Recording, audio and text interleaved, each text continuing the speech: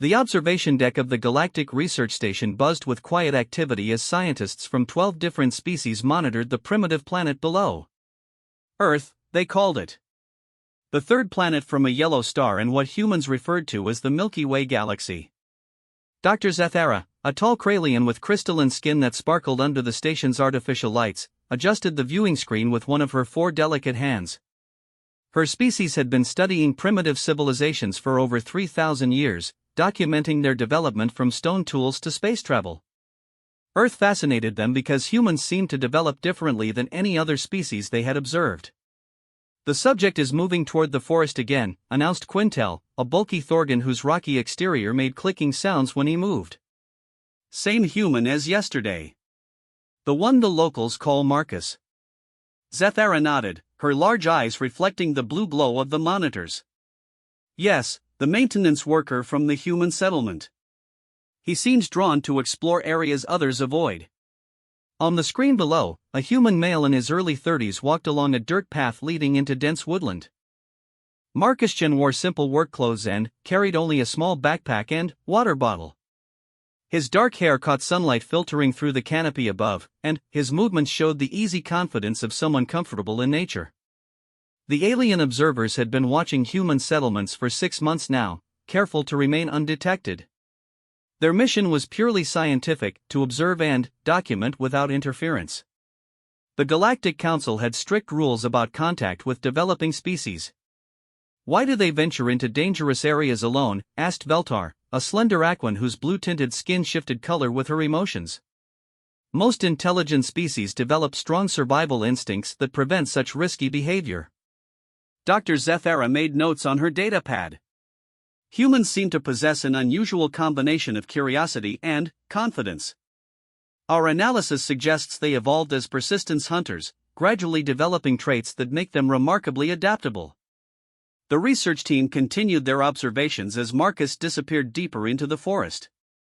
This particular woodland contained several species that posed significant threats to humans, large predators that had attacked settlement workers before. Yet Marcus seemed unconcerned, stopping occasionally to examine interesting plants or rock formations. His biometric readings show no signs of fear or stress, reported Talkmore, an insectoid klaxon whose compound eyes could process multiple data streams simultaneously. Heart rate normal, breathing steady, adrenaline levels baseline. Fascinating, murmured Zathara. Either he's unaware of the dangers, or he possesses remarkable emotional control. Unknown to the watching aliens, Marcus knew exactly what lived in these woods. He'd grown up in a rural area on Earth where encounters with dangerous wildlife were common. His grandfather had taught him to read animal signs, understand territorial behaviors, and move through natural environments with minimal disturbance. More importantly, his military training had honed instincts that most civilians never developed. Marcus paused beside a stream, kneeling to examine tracks in the soft mud. Large paw prints, each nearly the size of his hand, pressed deep into the earth. Fresh tracks, probably from this morning. He'd seen similar marks before and knew what made them. The locals called it a thornback, though its scientific name was something longer and harder to pronounce. The creature stood nearly 8 feet tall at the shoulder when fully grown, with powerful limbs ending in razor-sharp claws.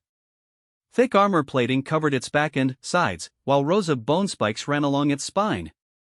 Most concerning were its intelligence and pack hunting behavior. Thornbacks were apex predators that had killed several settlement workers over the past year. Marcus studied the tracks more carefully. Single animal, moving at a steady pace rather than hunting.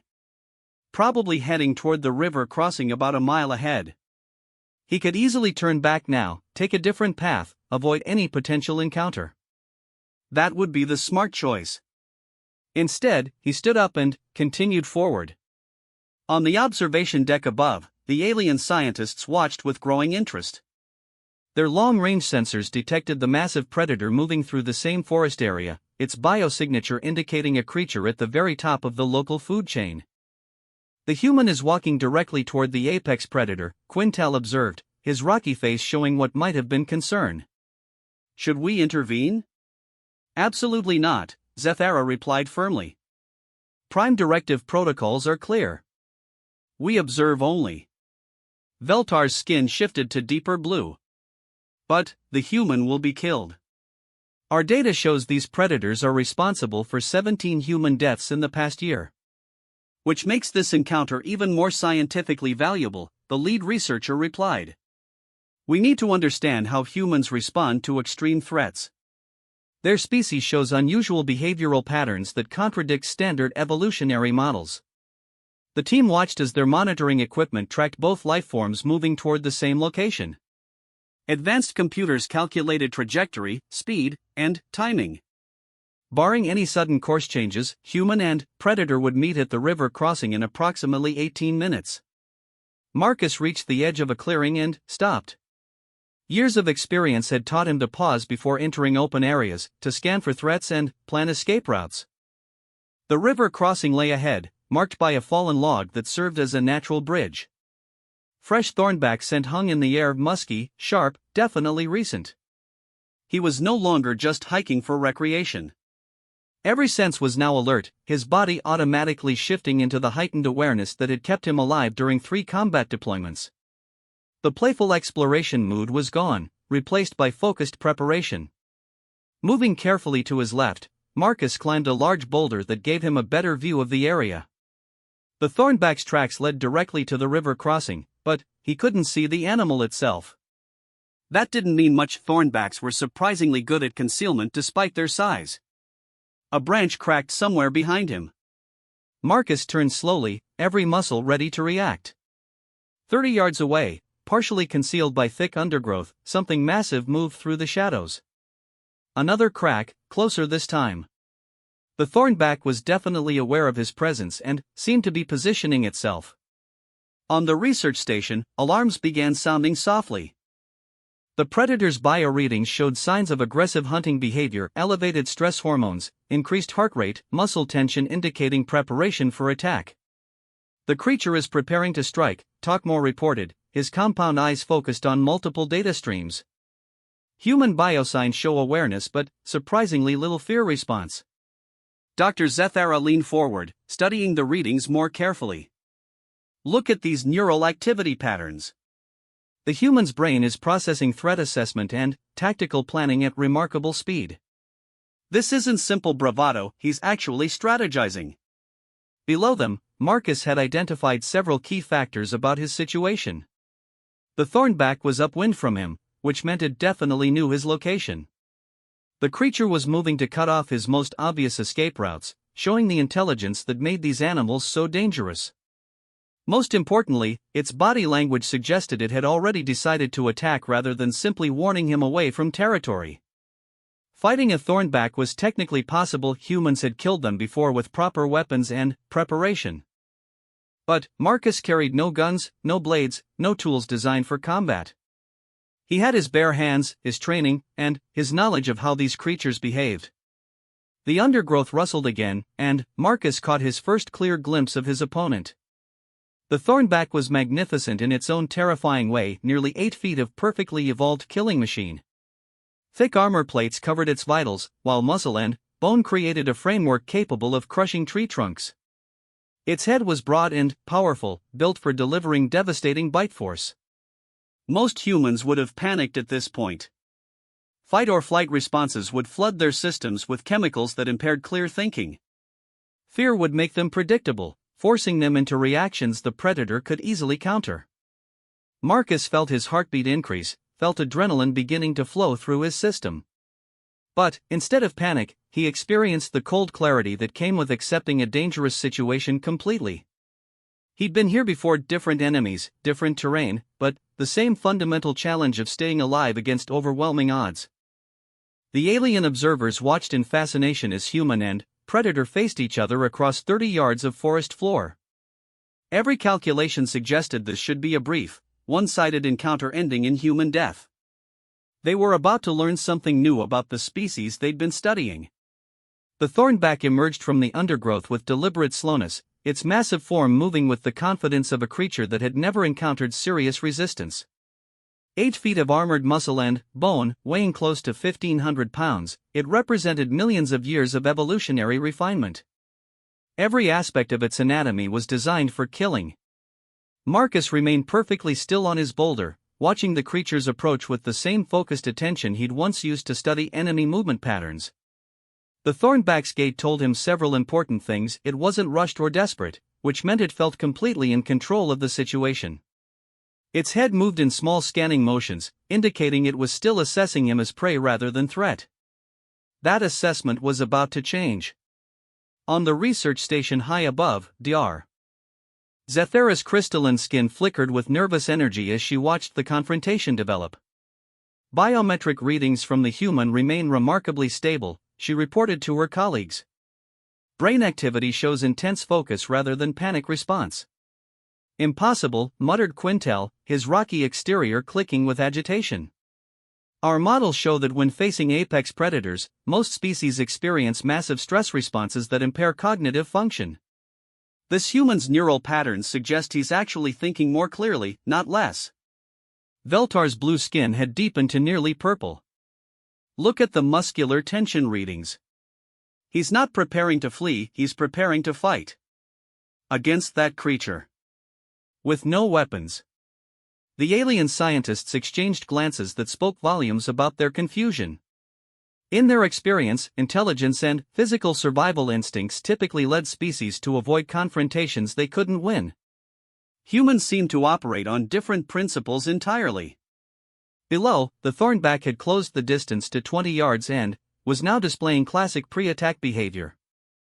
Its massive head lowered closer to the ground while powerful muscles bunched along its shoulders and haunches. Rows of bone spikes along its spine bristled upward, making the creature appear even larger than its already intimidating natural size. Marcus studied these displays with professional interest rather than fear. He'd fought human enemies who tried to intimidate through displays of strength, and he'd learned that aggression itself could become a weapon against those who relied on it too heavily. The Thornback was built for overwhelming force, which meant it probably had less experience with opponents who didn't immediately flee or freeze. The creature's attack came without further warning. 1,500 pounds of armored predator launched itself forward with explosive speed, covering the distance between them in massive bounding strides. Claws extended, jaws opening to reveal teeth designed for tearing apart large prey, the Thornback moved with the fluid power that made it the undisputed master of this forest. Marcus waited until the last possible second, then threw himself sideways off the boulder. The Thornback's momentum carried it over the spot where he'd been standing, but the creature adjusted its landing with athletic grace that spoke to remarkable body control. It spun around immediately, searching for its prey with predatory intelligence that had evolved alongside its physical capabilities. For a moment, human and predator faced each other on level ground. The size difference was overwhelming. Marcus stood just under 6 feet and weighed perhaps 180 pounds. Against him was a creature nearly 3 times his height and 8 times his weight, armed with natural weapons that could shred steel plating. Any rational analysis suggested this confrontation would last seconds. Why isn't he running? Veltar whispered on the observation deck. The human has to know he cannot win this fight. Dr. Zethara was studying readouts that contradicted everything in her database of species behavior. His stress hormones are elevated, but within optimal performance ranges. His reaction time is actually improving under pressure. This defies our understanding of how intelligence functions during extreme threat scenarios. The Thornback charged again, this time angling to prevent any sideways escape. Its massive claws swept in killing arcs designed to disable prey while its weight would crush anything that fell beneath it. Marcus moved differently this time. Instead of dodging away from the attack, he stepped forward and, to his right, slipping past the creature's extended claws and ending up alongside its massive flank. For a split second, he was close enough to touch the armored plates covering the Thornback's ribs. That split second was all he needed. His right fist crashed into a gap between armor plates, striking nerve clusters that his grandfather had taught him to find on similar creatures back on Earth. The blow barely penetrated the Thornback's thick hide, but it didn't need to. Pain and surprise caused the massive predator to stumble, its rear legs tangling as unexpected signals flooded its nervous system. The Thornback recovered quickly, spinning with remarkable agility for something its size. But now its assessment of the situation was changing. This prey item had not only failed to flee, it had deliberately moved closer and, somehow, caused pain. That combination didn't match any behavior pattern in the creature's genetic memory. Marcus was already moving again, circling to stay near the thornback's right side where the creature's own bulk limited its ability to bring claws or teeth to bear. His military training had included extensive study of asymmetric warfare situations where smaller, weaker forces had to overcome larger, more powerful opponents through speed, intelligence, and exploitation of weaknesses. Every creature, no matter how perfectly evolved, had weaknesses. The thornback's massive head swung toward him, jaws opening wide enough to take his head and shoulders in a single bite.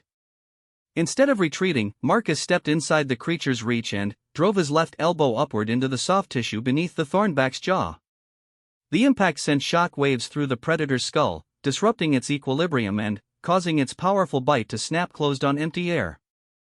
More importantly, it confirmed what Marcus had suspected. Despite its armored exterior, the thornback had vulnerable points that could be exploited by someone with precise knowledge and perfect timing.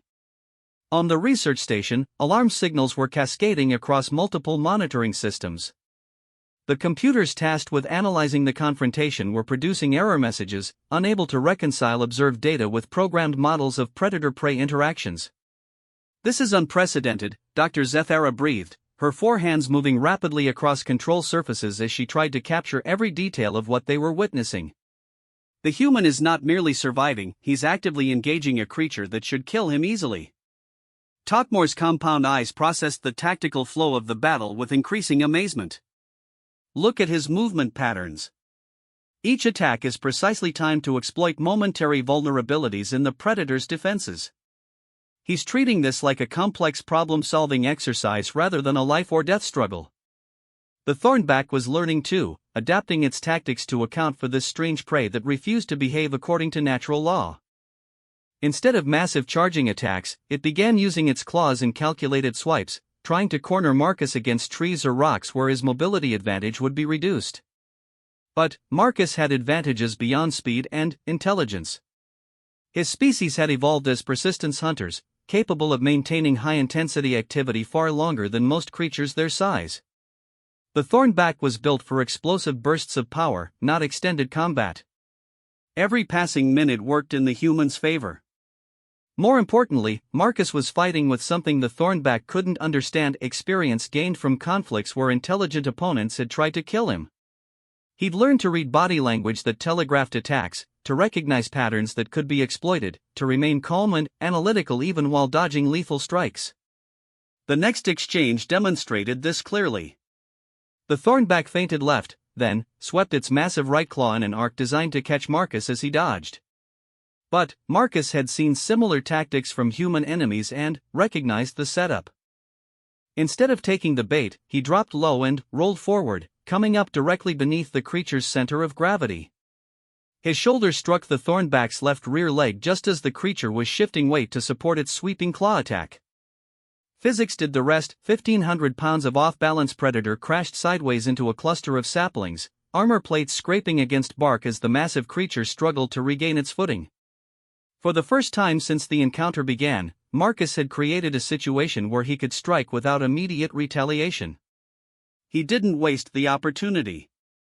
Marcus moved with surgical precision as the massive thornback struggled to untangle itself from the fallen saplings. This was the moment his grandfather's teachings became crucial, not just the combat techniques, but the deeper understanding of how apex predators thought and reacted when their dominance was challenged. The creature's left rear leg was momentarily trapped beneath its own weight, armor plates scraped and scratched from the impact with the trees. More importantly, its head was turned away as it focused on regaining its footing. For perhaps 3 seconds, the thornback's most vulnerable point was exposed. Marcus launched himself onto the creature's back, his boots finding purchase between the bony spikes that ran along its spine. The thornback's hide was thick as leather armor, but Marcus wasn't trying to penetrate it. Instead, he wrapped his arms around the creature's massive neck, applying a blood choke that his military training had perfected through years of practice. The effect was immediate and dramatic. The thornback exploded into violent motion, its powerful muscles contracting as it tried to dislodge this unexpected burden. It crashed through the remaining saplings, rolled sideways against larger trees, and bucked like an enraged bull. But Marcus held on, his arms locked in position while his legs gripped the creature's torso.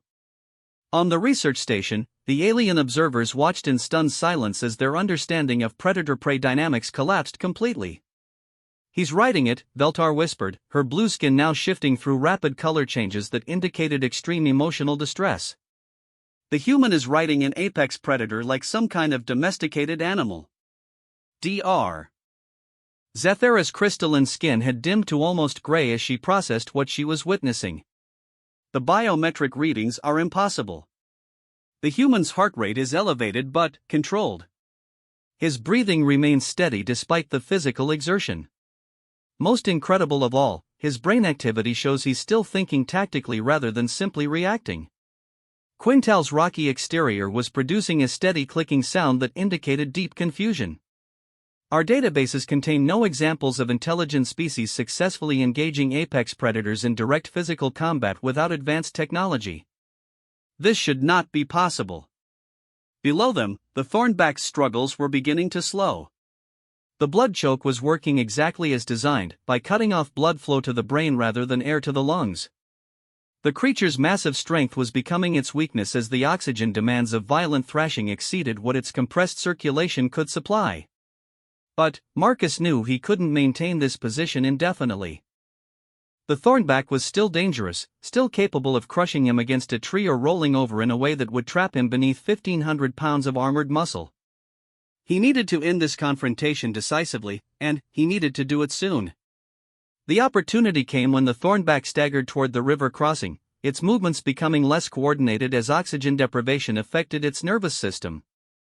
Marcus could feel the creature's pulse beneath his forearms, could sense the exact moment when its struggles shifted from aggressive resistance to desperate survival instinct. That was when he made his move. Releasing the blood choke, Marcus shifted his grip to the bony ridges behind the Thornback's skull, using them as handholds to maintain his position. With his right hand free, he began striking specific pressure points along the creature's neck nerve clusters that would cause temporary paralysis if struck with sufficient force and precision. The first strike made the Thornback's left front leg buckle. The second caused its head to droop as motor control became unreliable. The third sent the massive predator crashing to its knees, no longer able to coordinate the complex muscle movements necessary to support its own weight. Marcus rolled clear as the creature collapsed, landing in a crouch several yards away. The Thornback was still conscious, still breathing, but temporarily unable to move. Its massive chest rose and fell with labored respirations while its eyes tracked Marcus with confused recognition that something unprecedented had just occurred. For a long moment, human and predator stared at each other. The Thornback was not permanently injured, the paralysis would wear off in perhaps an hour, leaving it free to return to its territory and its position at the top of the food chain. But something fundamental had changed in its understanding of the world. Marcus slowly reached into his backpack and pulled out his water bottle.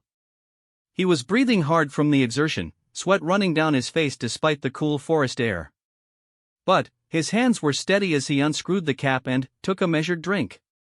Then, he did something that caused every alien observer to question their sanity. He walked closer to the paralyzed Thornback and carefully poured a small amount of water near its massive head, close enough that the creature could reach it with its tongue if it chose to. The gesture was unmistakably peaceful, not the action of a predator toward defeated prey, but something closer to respect between equals. "I'm not your enemy," Marcus said quietly, knowing the creature couldn't understand his words but hoping his tone would convey the intended meaning. "We don't have to be threats to each other." The Thornback's large eyes followed his movements, no longer showing the hunting focus that had characterized their earlier interaction. Instead, there was something that might have been curiosity, or perhaps a primitive form of respect. Marcus backed away slowly, giving the creature plenty of space while making no sudden movements that might trigger defensive reactions. When he reached the edge of the clearing, he paused for one last look at the magnificent predator that had nearly killed him. "Take care of yourself," he said, then turned and walked back into the forest. On the research station, the silence stretched for nearly a full minute before anyone spoke. Did we just witness a human defeat an apex predator in hand-to-hand combat? Talkmore asked, his compound eyes still processing the recorded data as if expecting to find evidence that they'd hallucinated the entire encounter. Not just defeat, Dr. Zethara corrected, her voice filled with something approaching awe. He defeated it, demonstrated complete dominance, then chose mercy over elimination. The human could have killed the creature while it was paralyzed. Instead, he offered it water and withdrew peacefully. Veltar's skin had shifted to colors none of them had seen before, deep purples and golds that indicated emotional states their translator couldn't interpret. What kind of species evolves the capability to kill apex predators with their bare hands, then chooses compassion over conquest? The question hung in the air as they watched Marcus disappear into the forest, walking at the same steady pace he'd maintained at the beginning of his hike. His biometric readings showed elevated but decreasing stress indicators, the physiological aftermath of intense combat. But his movement patterns suggested someone who had just completed a routine training exercise rather than a life-or-death struggle. Behind him, the thornback began to show signs of recovery. Its massive head lifted slightly, and one front leg twitched as motor control gradually returned. Within the hour, it would be back to full strength, free to resume its role as the forest's dominant predator. But both creatures had been changed by their encounter. The thornback had learned that not all prey was helpless, that intelligence could overcome size and strength through tactics and timing. More importantly, it had experienced something no predator in its genetic line had ever encountered: defeat followed by mercy. For Marcus, the experience represented something different entirely. He'd proven to himself that the skills his grandfather had taught him, combined with his military training and natural human adaptability, could overcome challenges that seemed impossible. But, more than that, he demonstrated the principle that strength without restraint was mere brutality, while true power came from choosing when to use force and when to show compassion. The alien observers would spend weeks analyzing the recorded data, trying to understand how a species that seemed to violate every rule of evolutionary development could exist. They would run computer models, consult databases, and debate among themselves about the implications of what they'd witnessed. But they would continue watching, because they'd realized that their preliminary observations had only scratched the surface of human complexity. If one individual could accomplish something this unprecedented, what might the species as a whole be capable of?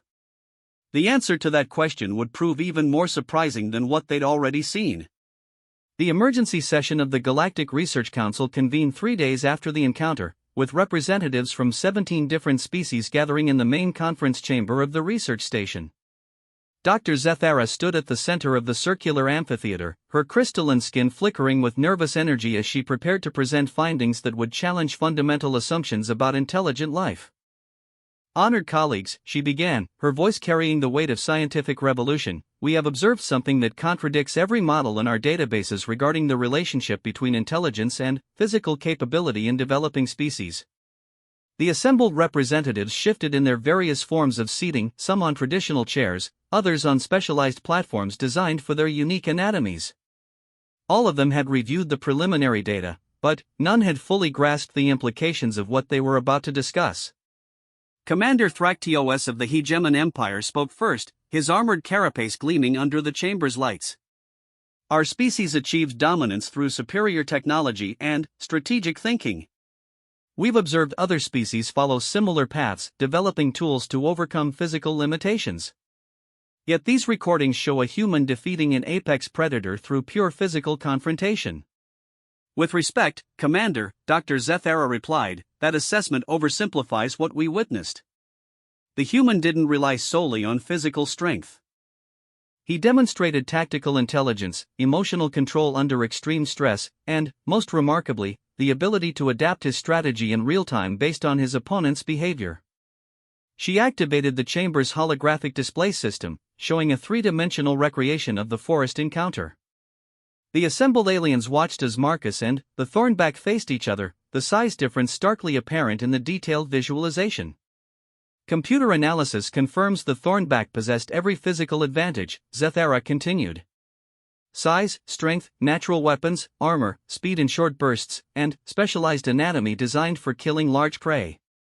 By every rational calculation, the human should have died within the first 30 seconds of engagement. The hologram showed Marcus's first dodge, then, his counterattack against the creature's nerve clusters. Several council members leaned forward, studying the precise timing and positioning that had allowed such a seemingly impossible maneuver.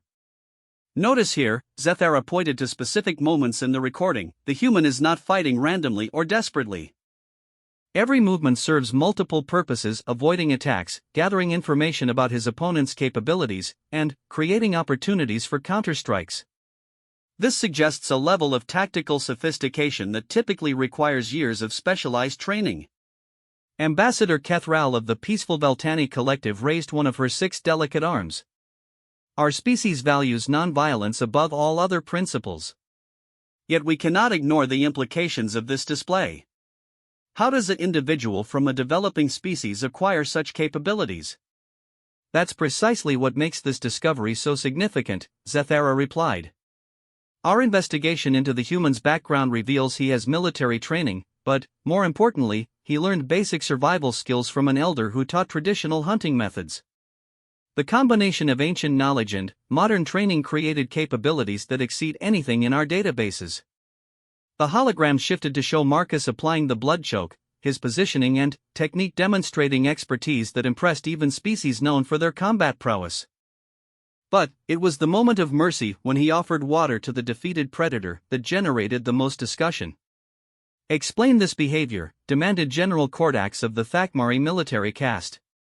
The human achieved total victory, could have eliminated a dangerous predator permanently, yet chose to show compassion to a creature that had tried to kill him. This defies all logical models of conflict resolution. Dr. Zethara's skin brightened as she reached the core of her presentation. This is why I requested this emergency session. Humans appear to operate on principles that combine seemingly contradictory traits. They possess the capability for extreme violence while maintaining strong moral constraints on when and how that violence is applied. She manipulated the display to show biometric data from throughout the encounter. Notice the human stress responses remained within optimal performance ranges even during life-threatening moments. His decision-making processes actually improved under pressure rather than degrading. Most remarkably, his choice to show mercy was made while he was still in a heightened combat state, meaning compassion wasn't simply a return to normal behavior after stress ended. The council chamber fell silent as representatives processed this information. For species that had achieved technological advancement through specialized evolutionary paths, the Krallians through pure intelligence, the Thorgons through collective cooperation, the Hegemon through military discipline, the human combination of traits was unprecedented. Are we certain this individual represents typical human capability? Asked Science Director Lumera of the Aquan Research Collective. Perhaps we observed an exceptional example of their species. That was our initial assumption, Zethara admitted. But further observation has revealed this was not an isolated incident. We've documented 17 other examples of humans in that settlement demonstrating similar combinations of physical capability, tactical intelligence, and moral reasoning under stress. The hologram showed brief clips from other encounters: a human female rescuing children from a collapsed building while calculating structural engineering problems in real time, a group of humans coordinating to fight a forest fire using tactics that impressed military observers from 3 different species, an elderly human male mediating a territorial dispute between 2 aggressive animal species through a combination of intimidation and diplomatic insight. They're all like this, Zethara continued. Different specializations, different backgrounds, but the same fundamental combination of traits. Humans seem to have evolved as generalists, capable of adapting to almost any challenge through a combination of intelligence, physical capability, and social cooperation. Commander Thractios shifted in his specialized seating, armor plates clicking with what sounded like nervous energy. What are the implications for first contact protocols? If humans possess these capabilities while still in their technological development phase, what might they become once they achieve space travel? That question has kept our entire research team working around the clock, Zethara replied. Traditional models suggest that species develop either intellectual advancement or physical capability, rarely both to significant degrees. Humans appear to be developing along multiple tracks simultaneously. She changed the display to show comparative charts. Their technological progress follows expected patterns for a Type 0 civilization on the verge of achieving space travel. But, their individual capabilities suggest they could adapt to roles typically requiring specialized training in multiple fields. A single human could potentially function as a soldier, diplomat, scientist, and explorer, switching between these roles as circumstances demanded. The implications hung in the air like an unspoken challenge to everything the Galactic Council thought they understood about intelligent life.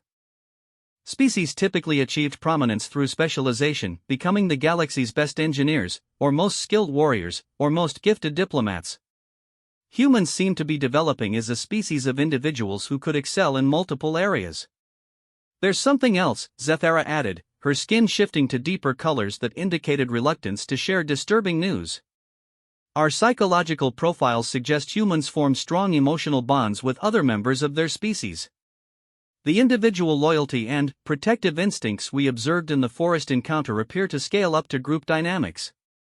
She showed recordings of human families, work teams, and military units, highlighting behavior patterns that demonstrated extraordinary cooperation and mutual support. If humans achieve space travel while maintaining these social bonds and individual capabilities, they won't be expanding as isolated individuals or small groups. They'll move as a unified species with shared goals and the willingness to support each other across vast distances. The silence that followed was profound. Every species in the Galactic Council had achieved space travel through different evolutionary paths, but all had required some form of specialization that limited their adaptability. The idea of a generalist species with strong social bonds and advanced technology was simultaneously fascinating and terrifying. Recommendations, asked the Council chairman, an ancient Kethmori whose species had been exploring space for over 10,000 years. Dr. Zethara straightened, her crystalline skin brightening with determination. Continued observation with extreme caution. Humans are approaching technological capabilities that will soon make them impossible to study covertly. We need to understand as much as possible about their intentions and capabilities before they become aware of galactic civilization. She paused, considering her final words carefully. And, we need to prepare for the possibility that first contact with humans will be unlike anything the galaxy has experienced before. They may not fit into existing diplomatic frameworks or military classifications. We're dealing with a species that appears to be writing its own rules.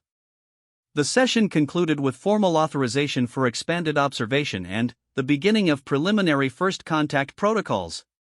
But every representative left the chamber knowing that their comfortable understanding of how intelligent species developed had been fundamentally challenged. Meanwhile, on the planet below, Marcus Chen was finishing his work shift at the settlement's maintenance facility, completely unaware that his morning hike had started a debate that would reshape galactic civilization. He cleaned his tools, filed his daily reports, and made plans for another walk in the forest tomorrow. The galaxy was about to discover that humans had many more surprises in store.